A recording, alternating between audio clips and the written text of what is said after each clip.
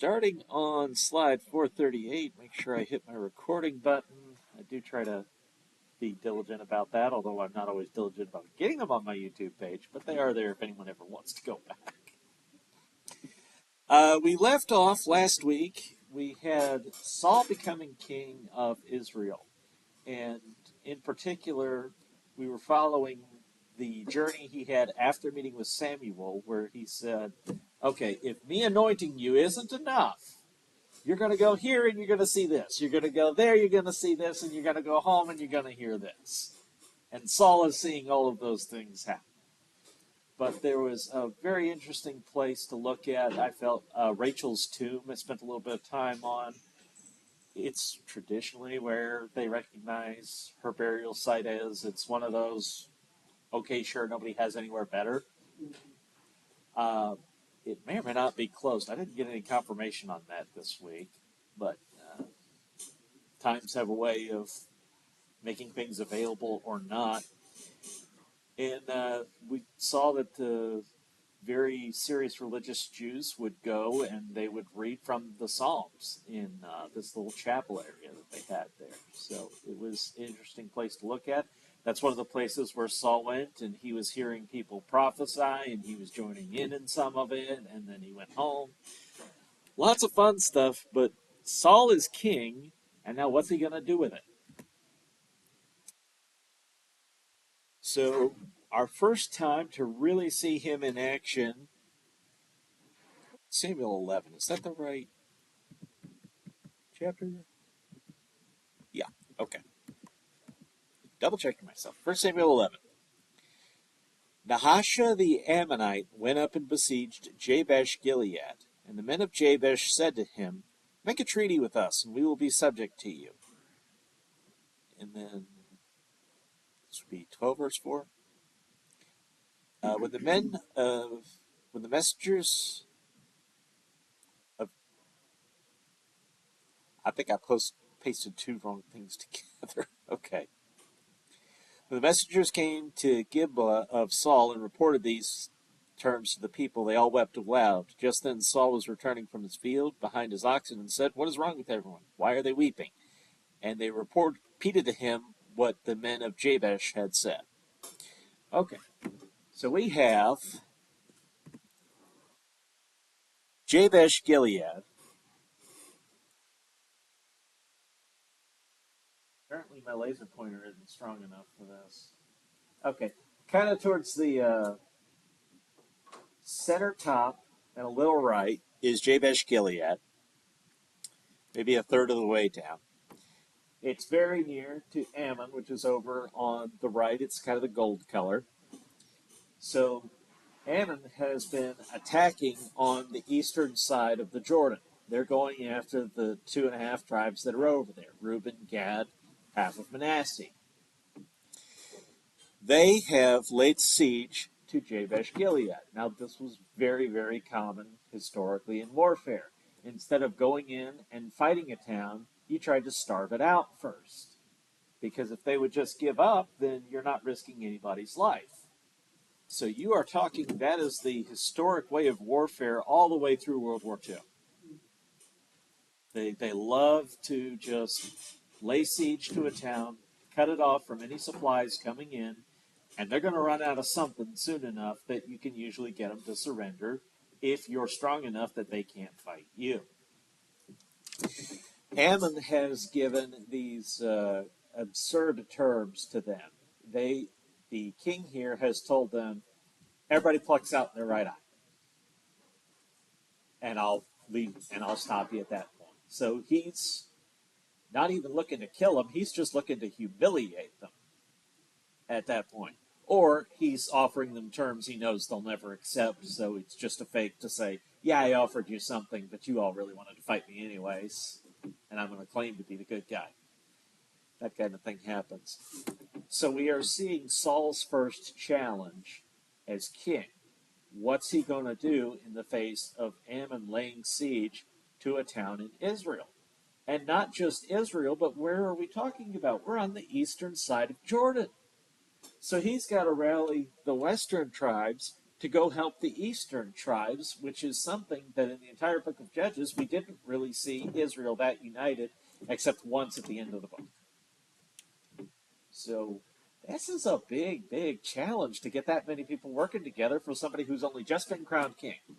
Some of them may not even have heard that we have a king yet, and he's being asked to join the king's army to help somebody they barely know on the other side of the Jordan River. That's a big test, isn't it?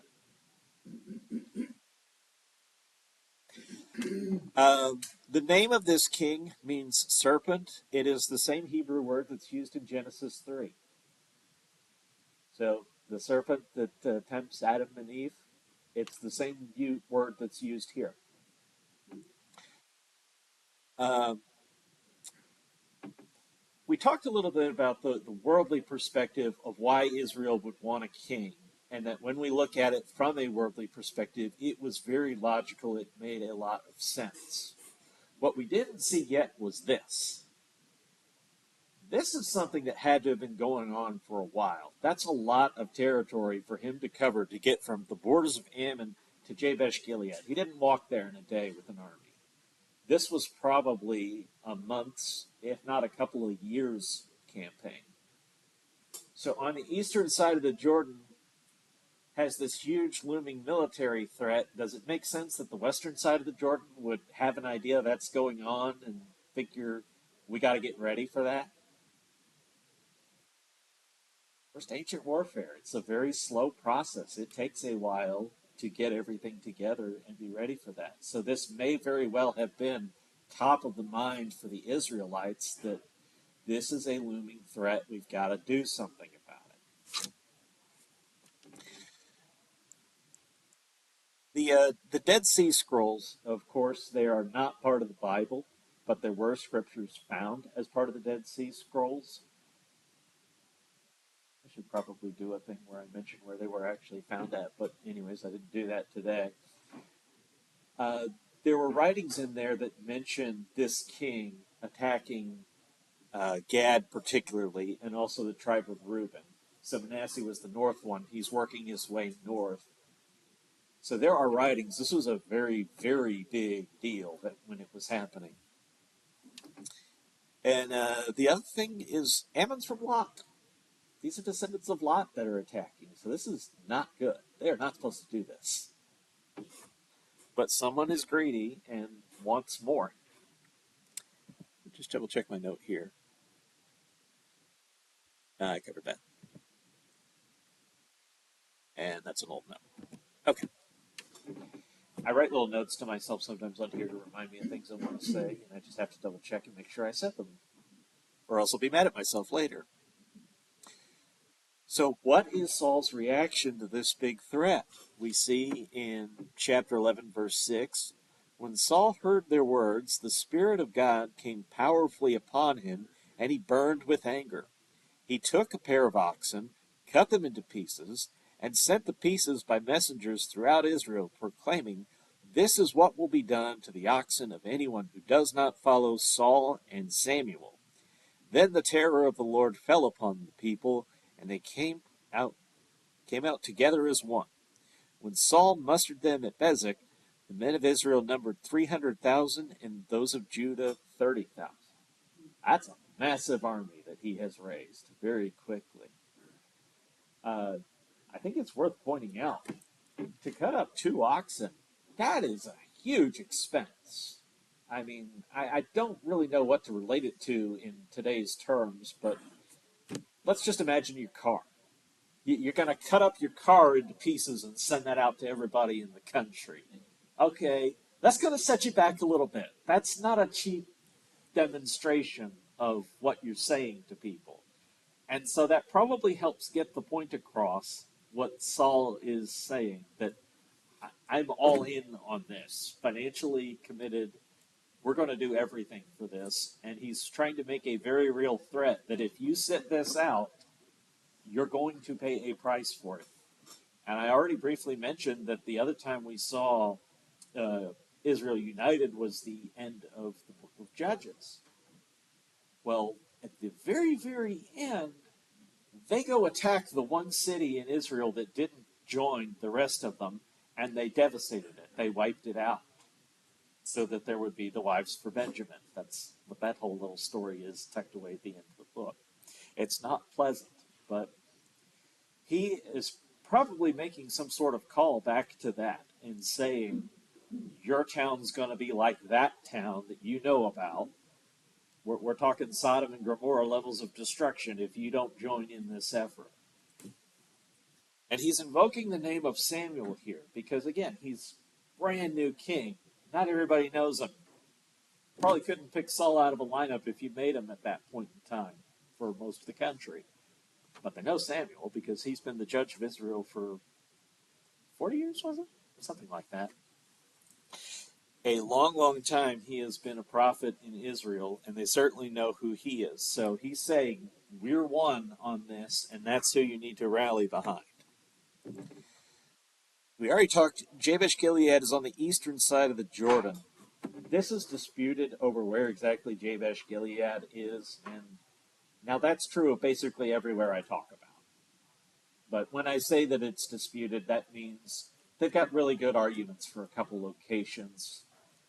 But again, I'm saying if we're within the ballpark, if you can draw a circle from one to the other, you're probably close enough for us to talk about it. It doesn't have to be exact for this purpose. The location that's called Tel El Maqueb, but I have no idea. That location in particular is mentioned by the historian Eusebius. Now that puts it in the 300s AD, so well over 1,000 years after this time. That's a lot of separation, but that is also 1,000 years, roughly 1,000 years closer than we are to it. So I note that that's some credence to that location. And been talking about this, that at the end of the book of Judges, this city didn't join the other 11 tribes. And then this is where they came and they wiped it out. So this city has been rebuilt since then.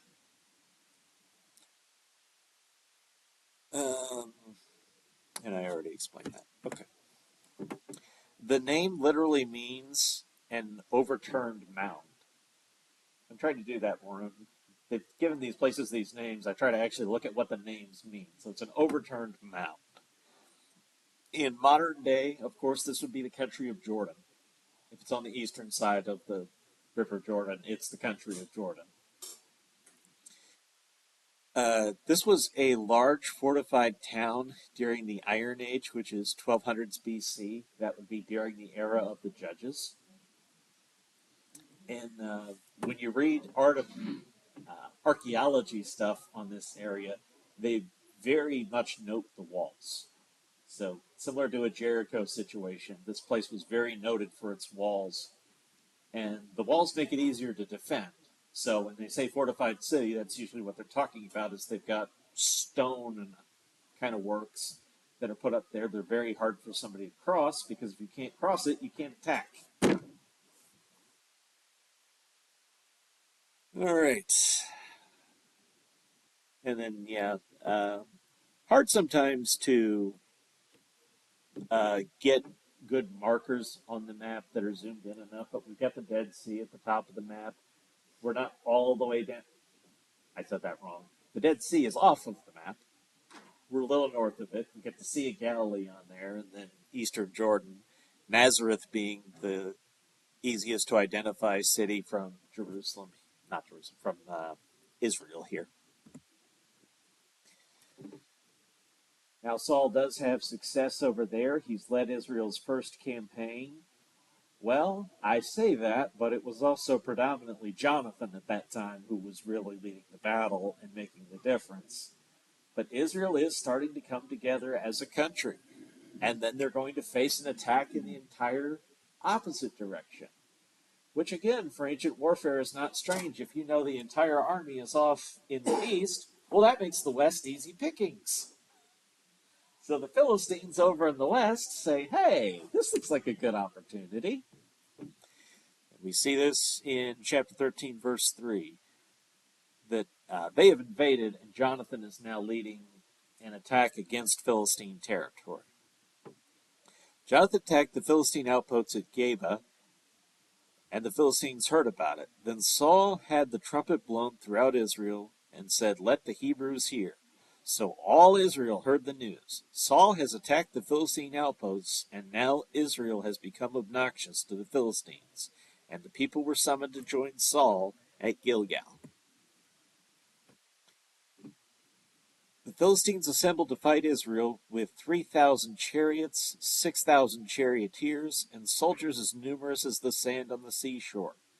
They went up and camped at Michmash, east of the Beth Aven. When the Israelites saw that their situation was critical and their army was hard pressed, they hid in caves and thickets, among rocks and in pits and cisterns. Some Hebrews even crossed the Jordan to the land of Gad and Gilead. So that place is safe now. Let's go run over there. A little bit of look, trying to place a couple things here. We've got the broader picture. Of course, we're talking about western side of the Jordan River. We're talking about an area we've seen a lot. This would be Judah and Benjamin as far as the tribes go. The Philistines, they're coming from the Mediterranean side of here. They're coming from the west, attacking east. Jonathan's attack is kind of center of this map at Geba. The map on our left, Geba's kind of in the middle there, is where Jonathan is attacking. And then once there is an advantage and the Philistines break, Saul presses the attack.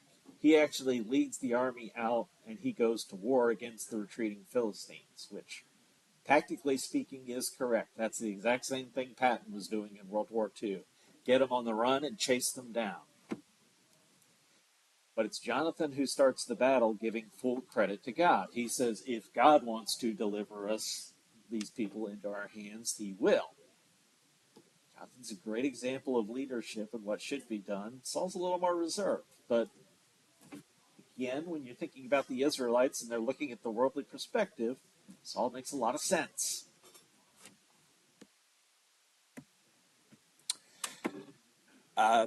Israel's in the mountains here. The Philistines are out in the plains with their chariots because chariots don't chariot very well up in mountains. This is going to be where they're supposed to.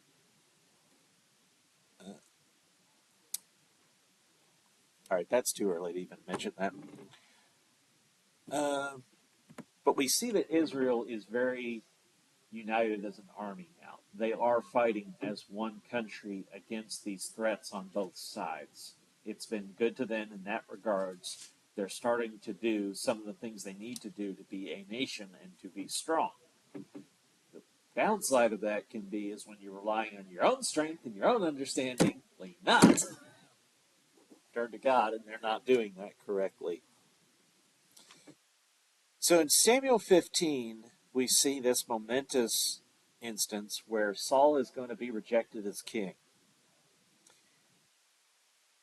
Saul had been told, you wipe these people out. He doesn't wipe these people out. He saves the plunder. He's got the animals. He's got slaves. He's not really doing what God told him to do through Samuel, and Samuel is going to relay this message. Samuel said to Saul, I am the one the Lord sent to anoint you king over his people Israel, so listen now to the message from the Lord. This is what the Lord Almighty says. I will punish the Amalekites for what they did to Israel when they waylaid them as they came out from Egypt. Now go and attack the Amalekites and totally destroy all that belongs to them. Do not spare them. Put to death man and woman, children and infants, cattle and sheep, camel and donkey. So Saul summoned the men and mustered them at Telaim, 200,000 foot soldiers from Israel and 10,000 from Judah.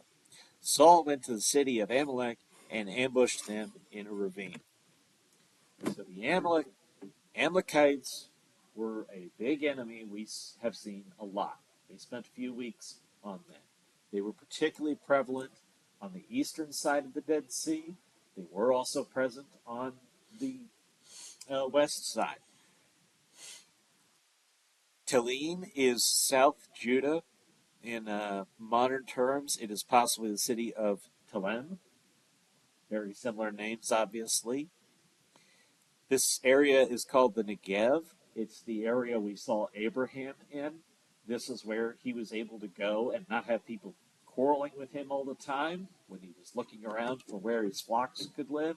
This is where he settled in.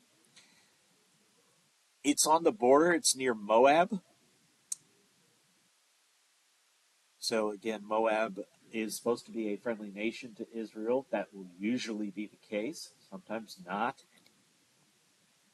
The Amalekites had defeated the Israelites during the Exodus. So we saw where the spies had gone into the promised land, said it's a good land. They come back, Israel's like, no, we're scared of these people. They're too strong. We can't fight them. God says, well, now you're going to wander in the wilderness.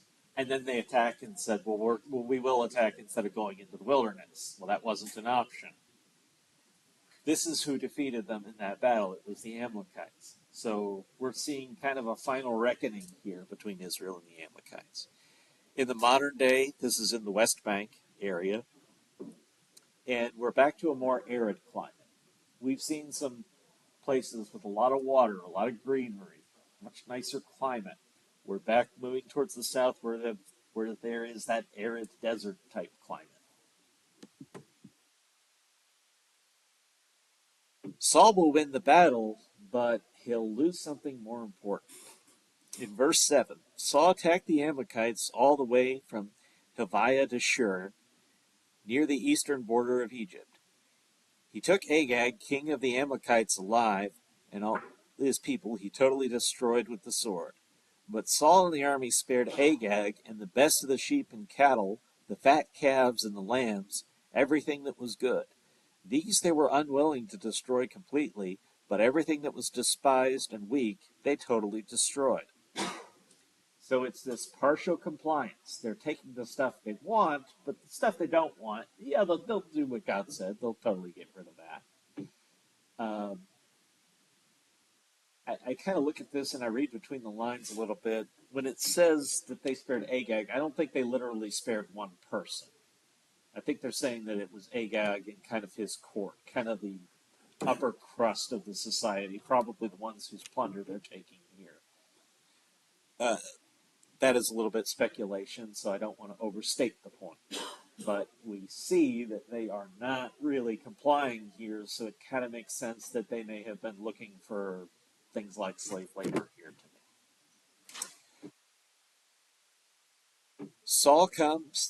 Samuel comes to Saul at the time he's supposed to and finds that Saul has not been doing what he's supposed to do, and he's going to kill Agag, and he's going to order the rest of this stuff destroyed like it was supposed to be. In verse 34, we see Samuel left for Ramoth, but Saul went up to his home in Gibeah of Saul. Until the day that Samuel died, he did not go to see Saul again, though Samuel mourned for him. And the Lord regretted that he had made Saul king over Israel. So for Samuel, this is heartbreaking. This is the guy you had a lot of hopes for up till now. He was successful at bringing the country together. He's got military victories against Ammon, the Philistines, now the Amalekites. That's a pretty good track record going so far. We see other evidence later in his life that there had been spiritual reforms under Saul. We find out he had banned fortune tellers. He had banned people who were practicing witchcraft. It is not a total failure record for Saul. He's just not committing to some of the most important things he's supposed to do. And I think we see a common thread there. Well, let me open this up. What do you see as a common thread? What's Saul's biggest blind spot? Not necessarily a wrong answer. It's just what do you personally think is his biggest blind spot?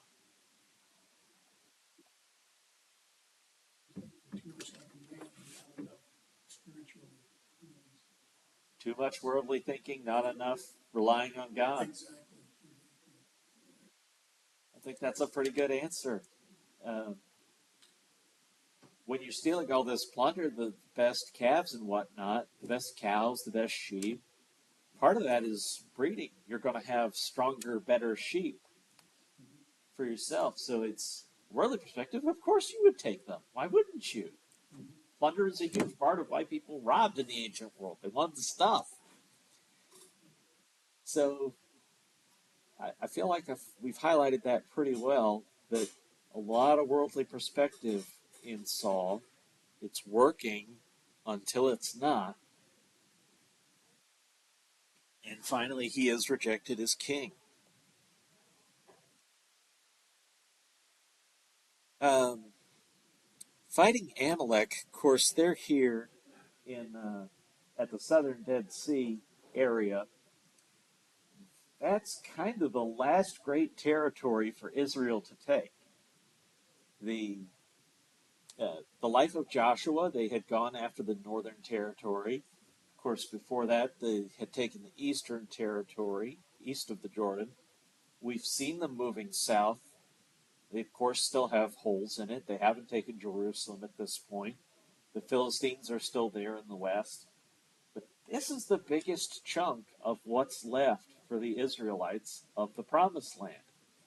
And they're supposed to go all the way over to Egypt, which is not modern Egypt. Then Egypt would be further east.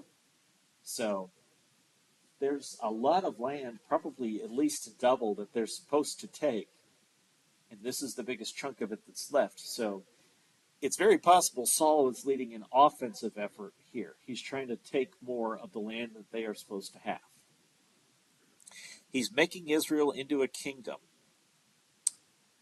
And when they are chasing from this battle against Amalek, they're going all the way over to Ishmaelite territory, which, if you remember from way back then, which was last year, is east of Egypt. So this little line is giving us a picture of just how far Saul is chasing the Amalekites to win this battle. It was a huge campaign.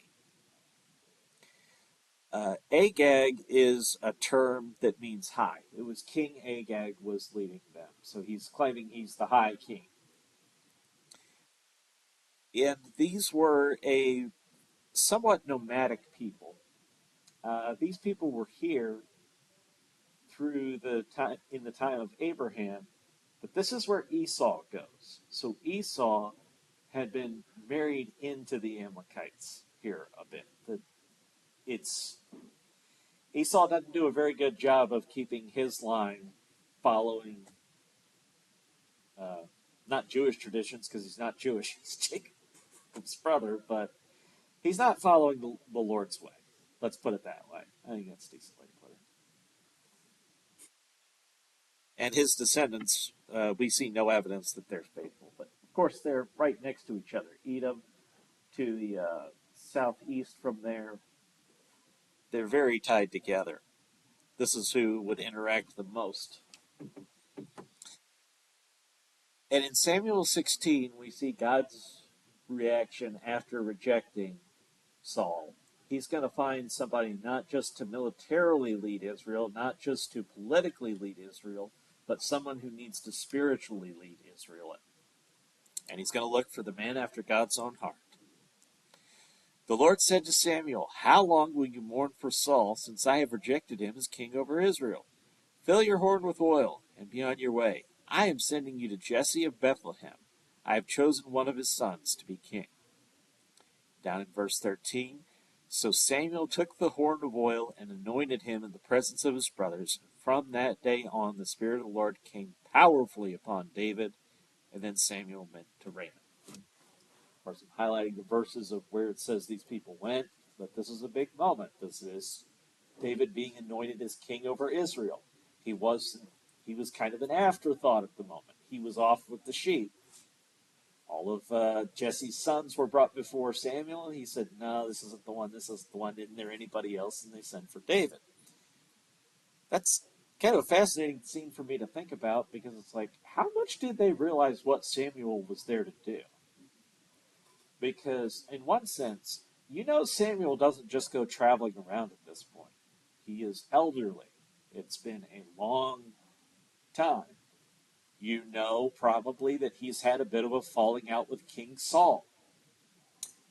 Uh, the words Samuel said seem to have been in public. Obviously, they were written down. So people probably have some idea what Samuel is doing, but when they're actually putting people in front of him, he's saying, no, the Lord didn't choose this one. No, the Lord didn't choose this one. At some point, you have to be asking in your mind, choosing someone for what exactly? You know, there's got to be a curiosity if you don't outright know what's happening here. See, I'm doing okay. We're doing good. So Samuel is going to the area of Bethlehem. Of course, a very significant city later where Jesus will be born. David is anointed. This is something that God did several times. When he picked a leader, he would send a prophet who would anoint them with oil. Now we have a period where there's an overlap of two kings. Two people have been anointed king over Israel. Not just claiming the right to be king, but have actually been anointed because Saul is still alive. Samuel is retiring to Ramah, which is his hometown, and that's pretty near where the ark is. Now, I still can't figure out how to draw proper lines on this map. I'm working on it. Um, the Not sure how well I can do this. Okay, so the Dead Sea is pretty easy to see. And you go west from there and you can see where Jerusalem is. That's nice and bold. Bethlehem is under it. That's where we're seeing uh, David anointed.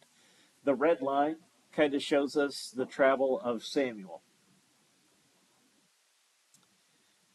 Um, Actually, that's not right. Let me apologize for that.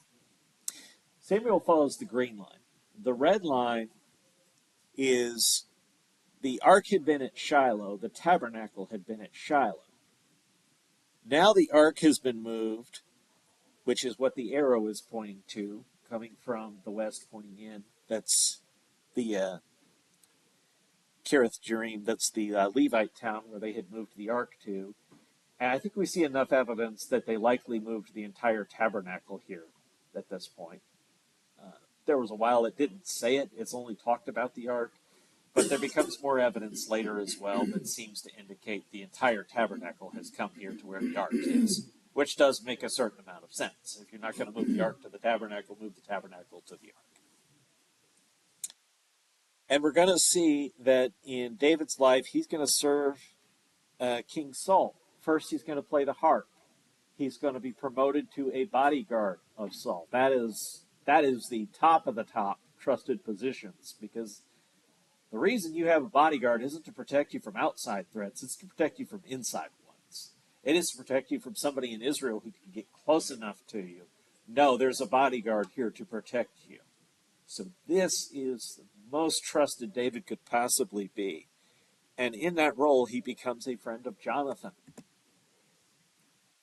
We've seen that Saul has unified the tribes. We've seen them gain a generation of combat experience. Again, we saw them against the Ammonites, the Amalekites, the Philistines. These are big campaigns. They've learned how to fight. They've learned how to fight as an army, as a big army. And all of Israel is going to be looking in one direction once David comes on. I don't think I said that very well. Um, David's going to catch the attention of everybody. Everybody's going to realize there is something special about him. And that's going to be more prominent next week. But I think what's important for us to take away more than anything else from the life of Saul is God can use the people he's got access to. They don't have to be perfect people. They don't even have to be spiritual people, and they sure don't have to be spiritually perfect people. Everything that David needs, you can look at and see Saul is laying a pretty good groundwork for. Okay?